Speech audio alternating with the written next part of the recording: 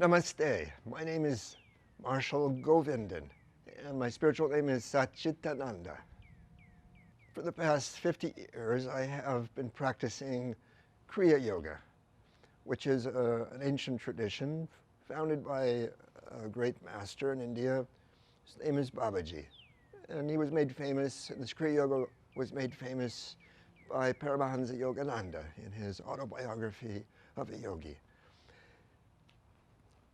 The last few years I have been concentrating on publishing some literature with regards to the ancient teachings of yoga from South India in particular. For the past 25, 30 years I've also been teaching Kriya Yoga. So the cause of human suffering, according to classical yoga, which is very similar in many ways to Buddhism, is what are referred to as the kleshas. And they are, there's 5 of them.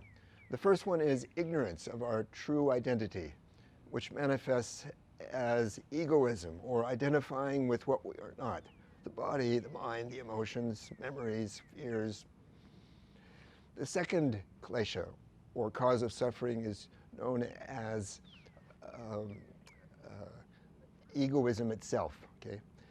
Attachment is the third. Attachment is imagination that I will find happiness from something out there.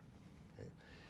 The fourth is called aversion, which is kind of the opposite of attachment. And it is the dislike of something. It's the imagination that if something like that happens, I will suffer. And the last one is the fear of death. So the traditions of yoga, like Buddhism, their main purpose actually is to help people to overcome these sources of suffering. And it begins with, you might say, moral prescriptions, what you should do, particularly in your social relationships, to avoid things like telling lies, harming other people, being greedy. All these things tend to create more suffering. And they also encourage people to cultivate inner awareness, or beginning with calmness. Because when you're calm, then you can see things much more clearly. Okay? So the practice of yoga is really oriented towards 2 things: attenuating or weakening the causes of suffering, and achieving what's called self-realization. And self-realization is becoming established in the awareness of one's true identity, which is not a thing. It's what we call the subject, or the seer, not the seen. So in relationship to the seer, everything is an object. Not only those things out there experienced through the 5 senses, but also our emotions, our thoughts, our memories. These are all things that we can witness. So the exercises of yoga, for example, to practice postures, okay, meditation, breathing, all these have the effect of weakening the tendency to become agitated, disturbed, what we call, to become perhaps fatigued, doubtful, confused, and to cultivate what's called calmness or balance. We live in a culture today which emphasizes being an individual, being special, being better than others. A lot of competition as a result. And it emphasizes also acquiring and consuming things out there. So the yogic spiritual path actually begins when you are ready to be no one special, to experience nothing special. Because specialness, by its very nature, requires a separation, a division. And we are all fundamentally one. Right? So, to use an analogy, each of us in the egoistic state of wanting to be special is like a wave on the surface of the ocean, which emanates from the ocean and looks at the other waves and says, I'm bigger than you, or I'm more beautiful than you. So the process of yoga is a process of returning to the ocean and realizing our oneness with everything. And from that perspective, which is the perspective of awareness and consciousness, we find continuous bliss. The highest purpose of life is to attain self-realization in an integral manner. Self-realization can be defined as the permanent state of identification with your true self, which is pure consciousness, which has no beginning and no end. In most spiritual traditions, this is limited to a spiritual dimension of life. It does not include the intellectual, mental, vital, and even physical dimensions. But in the tradition to which I belong, which is a tradition from South India known as Siddhanta, the goal and the purpose is to make this an integral realization so that all 5 dimensions of our being are conscious, fully conscious of their true identity, and then can manifest their potential for perfection. As human beings, we are unique in that we have the ability to conceive of perfection, to see our own imperfections, and to devise means and apply ourselves to those means to go from imperfection to perfection. So we could say that the goal is siddhi, or perfection of our potential. The immortals do exist. Their goal was not to become immortal, however. Their goal was to completely surrender to the divine, to allow the divine to descend within them and to achieve what I call perfection, or siddhi. This first occurs in the spiritual dimension of one's being, where one realizes in an intimate manner the presence of the Lord. Not in a religious sense, but in the sense of a deep love or communion. So the siddhas, or the immortals, refer to the Lord as love. They say, Ambu Shivam. Love is God. At this point, most saints look at the world, look at the condition of their mind and their body, and they say, I've had enough. I'm ready to leave. But a few decide to surrender at the level of the intellect, where there may be some tendency to hold on to intellectual beliefs, religions, forms, ideas, dogma, based on the culture in which they live. So they surrender that also, and they become a sage. So they're able to know things directly through intuition, through identity with whatever it is they want to know. They don't have to read a book. They simply concentrate on the subject matter, and they become one with it by identity. A few go even further to the mental plane, where they begin to surrender, allow the divine to descend and to manifest some of the potential that we have as human beings, such as clairvoyance, clairaudience, prophecy. These are faculties which are called the subtle senses. We usually use them only during dreams at night, when our eyes are closed. We're experiencing these subtle senses, right? This is part of the mental dimension. A few even surrender even at the vital level. The vital body is the seat of desires and emotions. It's the most problematic, most troublesome part of our existence. When they're able to surrender at this level, the desires and emotions, the vital body changes its allegiance from the ego. Because the ego is always looking for small delights, ways to interrupt its existential suffering by distraction. When the vital body shifts its allegiance to that of the soul, to that of our higher consciousness, the vital body begins to manifest potential for miracles, or what we would refer to as miracles. Materialization, dematerialization,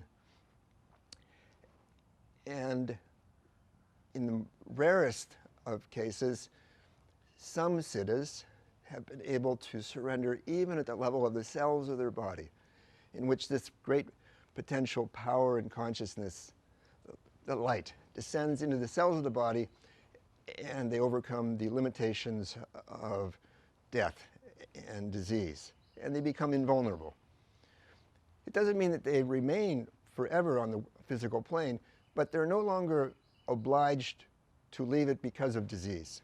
The siddhas would say perfection in a diseased body and a neurotic mind is not perfection. Right? So this perfection, or this, you might say, immortality may occur with a body, and they remain for a long time. Some of the siddhas have existed for even thousands of years. This has been well documented. I've written a book 30 years ago called Babaji in the 18th Siddha Kriya Yoga tradition, and this encapsulates much of the literature that we've published through our research. Some of them will then leave the body, like camphor disappearing, and some will suddenly just merge immediately without even transforming the physical body. So this I'm sure sounds quite amazing to most people in the West. But if you go to South India and you talk to just about anybody, they will refer to these individuals as siddhas. And they are legendary. And they are known to be the, might say, progenitors or founders of their culture.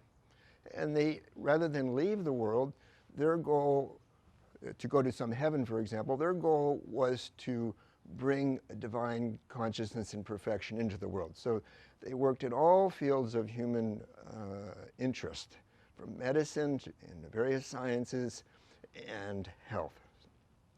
Well, we have been told by the founder of the Kriya Yoga tradition, whose name is Babaji Nagaraj, he told us that he was born in the year 203 AD. Right?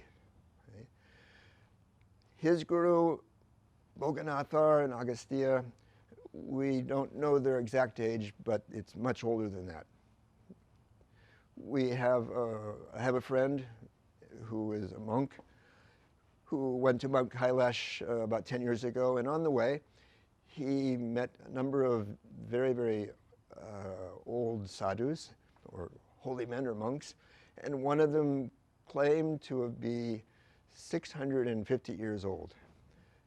And he inquired from him, how is it possible?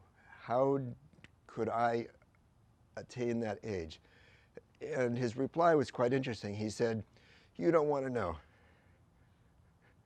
So I want to emphasize that immortality is not the goal. Complete surrender is the goal of the siddhas. Complete surrender to the divine, to descend within us, to overcome all of our egoistic limitations in all five bodies, and to attain the potential we have for perfection. There are only two traditions in the world, spiritual traditions, which emphasize and have as their goal to remain in the physical world as long as possible. This is the Taoist tradition of China and the South Indian tradition of the siddhas. Most people are familiar with Taoism. When I went to China with my teacher in 1985, we were amazed to see that all the pictures of Mao Zedong had been removed. And in his place, they had pictures of the 8 Chinese immortals. In the shops and the stores, most of them considered it to be a sort of a good luck kind of image to keep in their stores and homes. The Taoist tradition of China and the South Indian tradition share many similarities, not only in their beliefs, but also in their practices, which emphasize breathing and kundalini and the principle that energy follows consciousness and consciousness follows energy. Now, the goal is not immortality. The goal is to reach our potential perfection. And so for that, we need to have a longer life. As George Bernard Shaw once said, youth is too precious to be wasted on youth. By the time you reach maturity, or even old age, and you become wise as to the, you might say, life, by then your physical body is worn out, and you find it difficult to even practice spiritual meditation or postures or any other exercise. So if you can keep the physical body healthy for a long time, you buy time to complete the process. So this is why there's an emphasis on longevity, to have more time to complete the process of removing the manifestations of egoism, the resistance in our human nature to its perfection. This is the great challenge of our human nature. We are a work in progress. We're like a car manufactured by General Motors, which has 500 defects. Most spiritual traditions say, I can't be bothered with it. Let me out of this place. Let me go to heaven. But the traditions of China and South India say, no, we're going to overcome these limitations. We're going to manifest our potential perfection. So they use even herbs, what's called kaya kalpa, to buy more time to maintain the physical body in a healthy state. Well, I think I've made a few steps. Physically, I feel the same as I did when I was young. So I've been able to maintain my health, and I have overcome quite a few of the bad habits, and certainly the delusion of the mind. And I've certainly been able to experience self-realization, and do experience it most of the time. So, as Patanjali says, this process is not a straight line. It's more like a zigzag. We can say that there is a cultivation of calmness and the witness state, and then the realization I'm not the doer, and then the realization of Satchitananda, which means absolute being, consciousness, and bliss. So these are all things which I have been able to maintain. And I'm in the process now of continuing in this, establishing it. Physical immortality is a byproduct of one's surrender. Surrender of the perspective of I'm the body, I'm the mind, I'm the emotions, I'm all my desires, I'm my little life story. This egoistic perspective can be described in an analogous manner as someone who's sitting too close to the television program and becoming absorbed in it, so absorbed that we forget who we are. As your consciousness expands, you begin to realize that you're not the drama of your life, that you're an observer of it, and that the drama of your life is really based upon the consequences of your past. Your actions, your thoughts, what you've said, choices you've made. Collectively, all these habits are called your karma. And we're also subject to what's called the delusion, or Maya, which has 5 agents, including time. We all feel limited by time, for example, right? We feel pressed by time, right? Or stressed even. We're also subject to partial knowledge. We know perhaps a lot about a little, but we know very little about most things. So we're limited by our knowledge. We're also limited by our power to get things, to accomplish things. We're limited by our desires. Our desires keep yanking us around. And we're limited by the consequences of our past, our karma. We're also limited by our human nature, its tendency to become agitated, dispersed, to become lazy, fatigued, confused, doubtful. And even when we find moments of calmness and balance, it's very fragile. It doesn't take much to disturb us. So our challenge with our human nature is to overcome the things which surround, you might say, our light body or our soul, okay? And that pure awareness which is always there. As we surrender to this higher consciousness, as our perspective changes, we're able to, one by one, begin to overcome these limitations. And as I've said earlier, the vital body, the seat of our emotions and desires, once it begins to change its allegiance, once you become enthusiastic about this process of overcoming pride, desire, egoism, fear, anger, your higher self begins to direct your practice. It begins to point out to you what you need to change, what you need to purify still. And so you say, well, my body is wearing out. I need more time.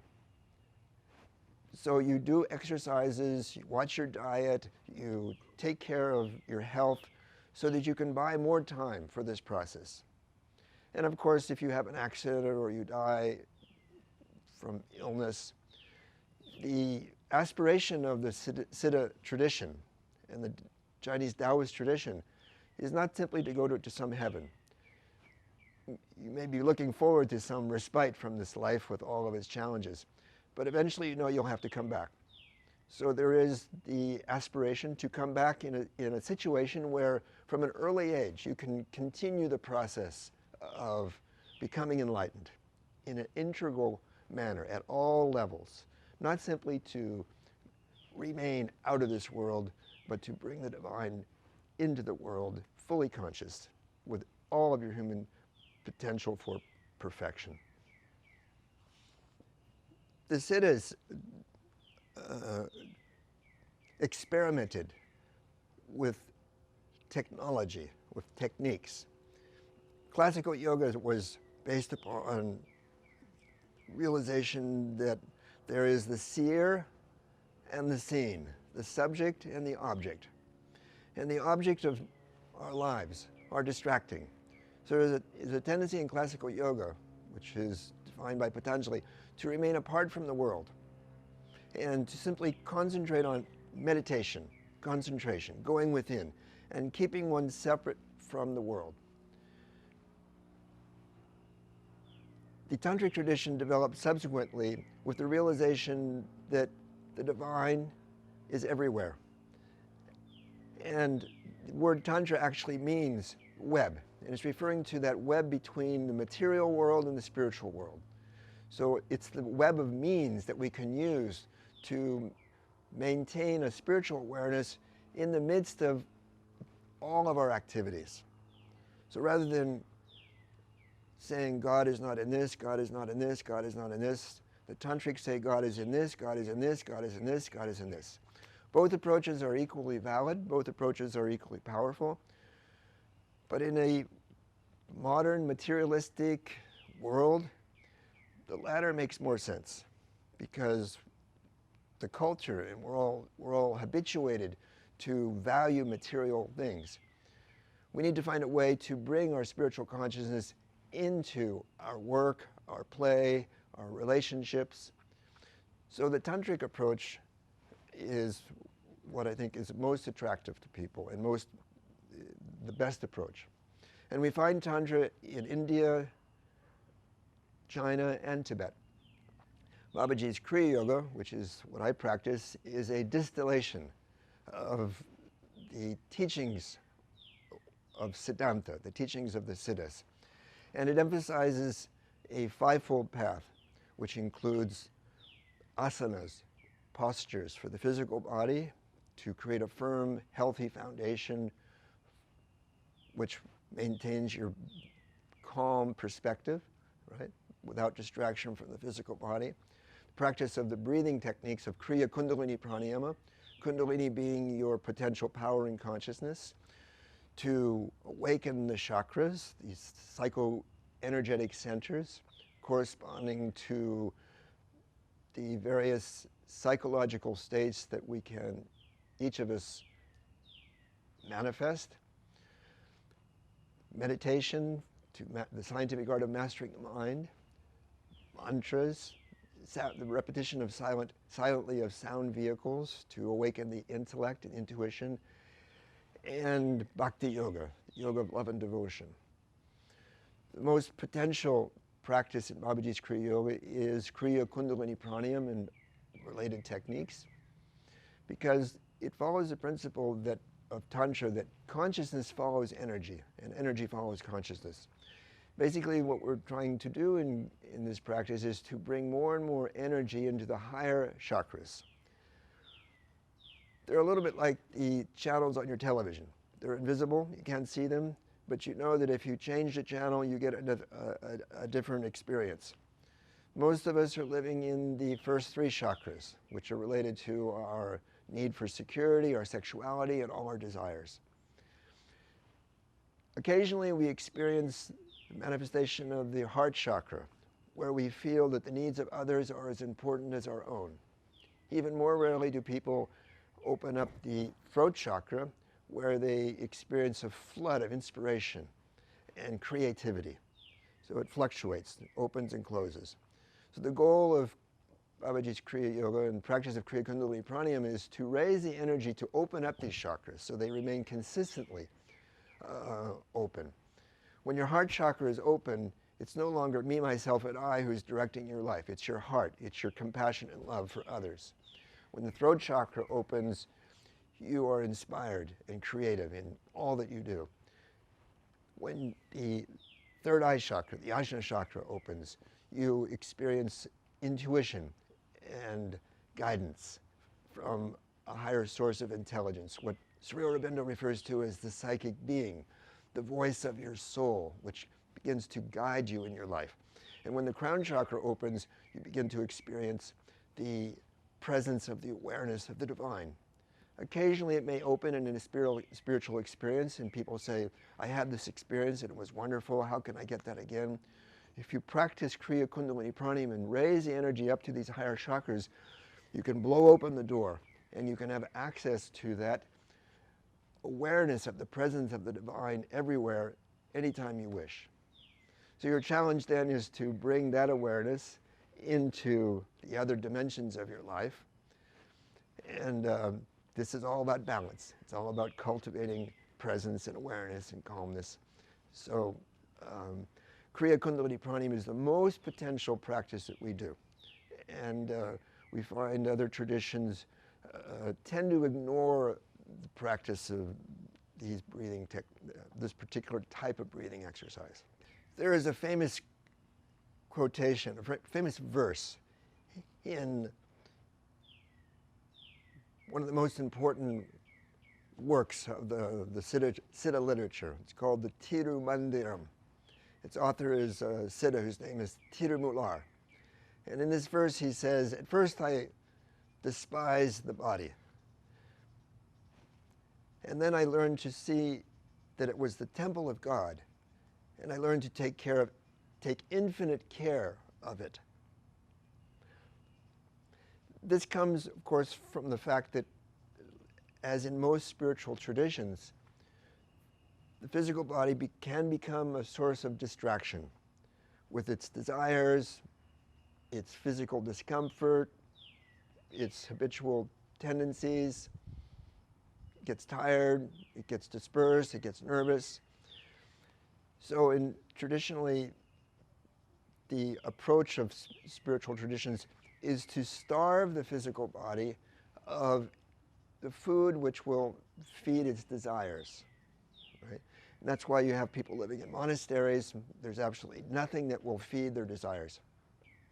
In the Tantric tradition, we realized, however, that the physical body is our vehicle in this world. And we want to keep it healthy and balanced so that we can perfect our human nature and its potential. Where does the divine not exist? The Siddhas would say, God exists in you as you. He manifests through his 5 functions of creation, preservation, dissolution, concealment, and grace. Not just at a cosmic level or a universal level, but also each of us, we are creating things. Our lives have been created, and every moment of our life we are creating things. There's preservation, and we preserve certain relationships. We preserve certain attitudes, philosophies, principles that we want to maintain, physical things around us. We dissolve things. We dissolve relationships. We dissolve things that we're attached to, right? Our lives also dissolve. Things happen to us, you know. It's not even done consciously. It just happens to us because of our karma, our consequences. We also experience concealment. We become doubtful, confused, angry, full of desires, right? So this concealment is really one of the most grace-filled things that we have, because it forces us to seek, to go further, to not be satisfied with the limited, you might say, delights that we've had in the past.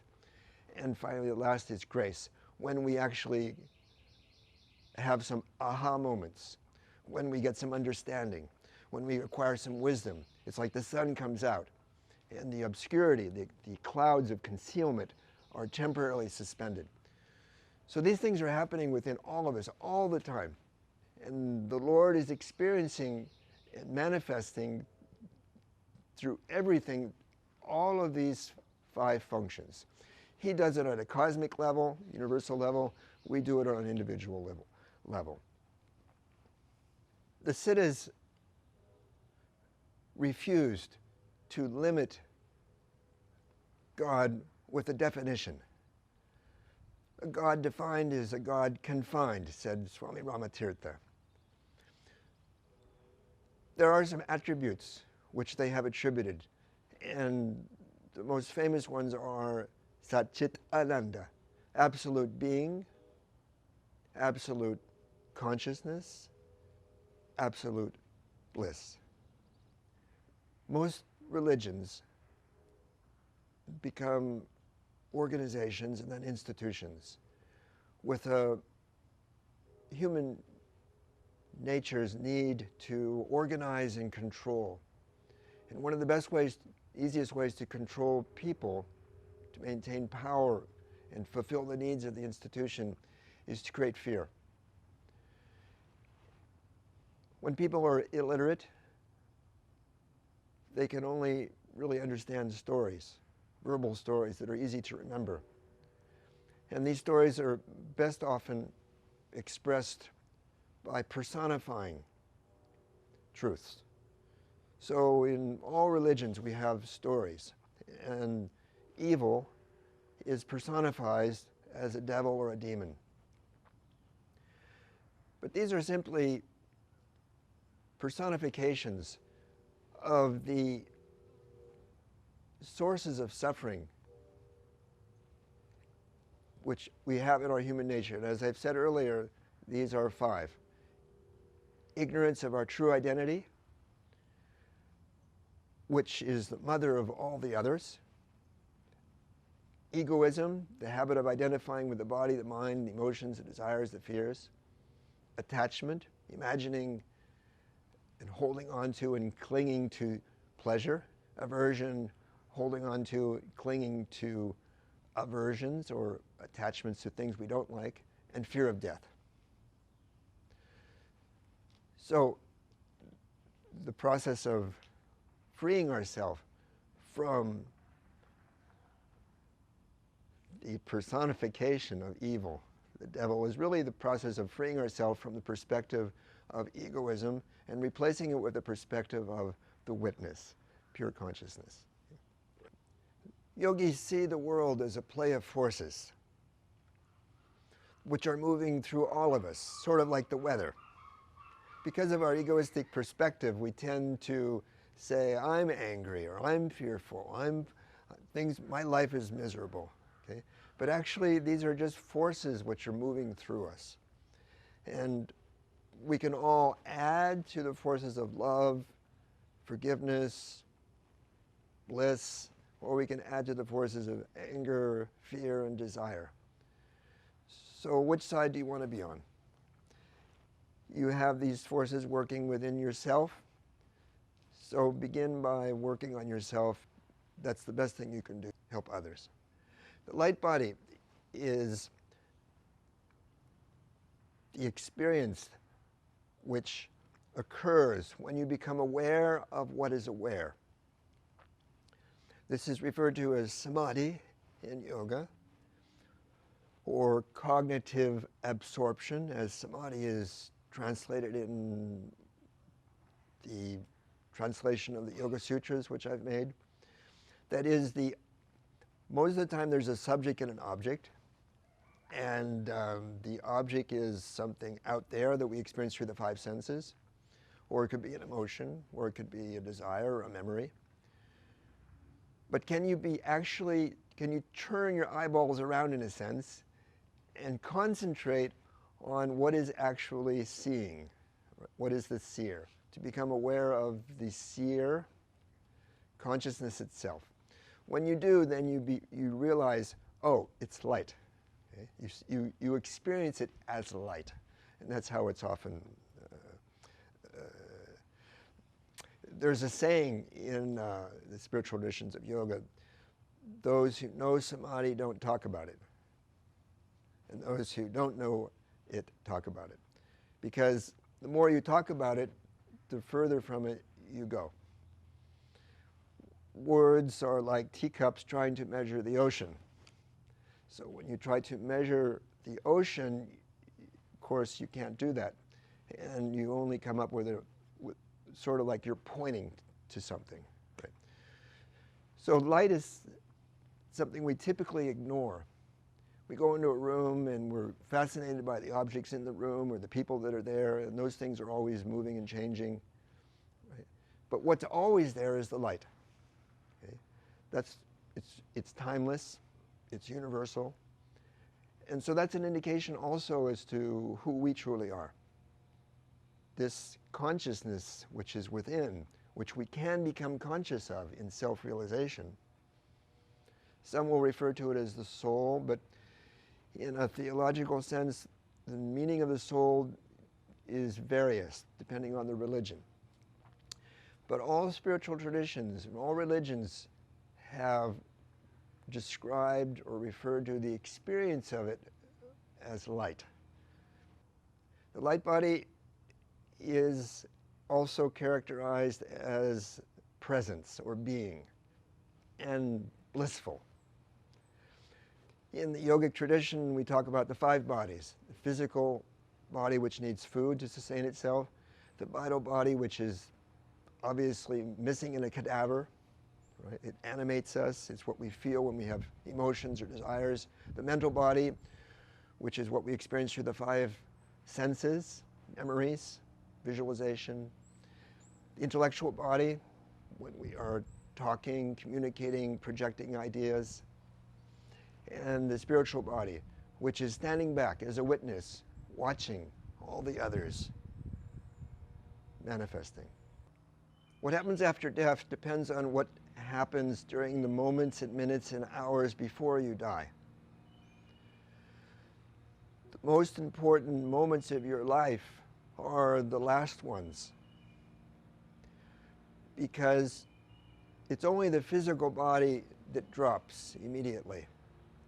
You will continue to have the same emotions and thoughts after it drops. The vital body will maintain itself for some time, depending upon whether or not how depleted it is.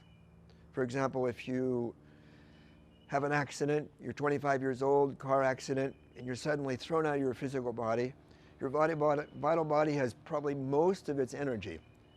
Whereas if you're 85 years old, the gas tank is pretty low. This is why when there's an accident, people, and there's been surveys, family members experience their departed loved one during the days that follow. They have some sort of a vision or a communication or some sort of a touch because the vital body is still around, trying to make contact with them. The mental body maintains itself a little longer, and same with the intellectual body. If you leave with fear, you will attract the experience like a nightmare of fearful things.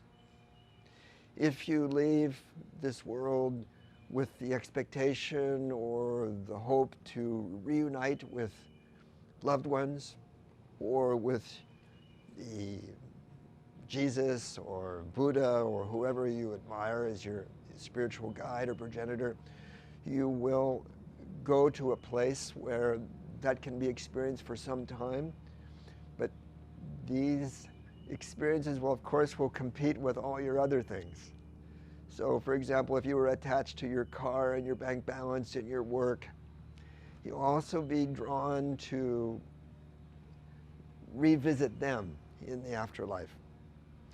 And these attachments or aversions will eventually draw you back into incarnation.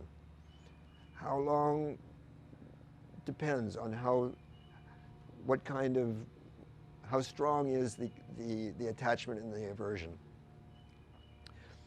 If you have purified yourself of the desires and the aversions and the attachments and the aversions, and you make a conscious exit from this world, you can go directly to the source, to bypass what's called the astral plane. What Jesus said, in referring to, he said, "In my house are many mansions. I go to prepare a place for you."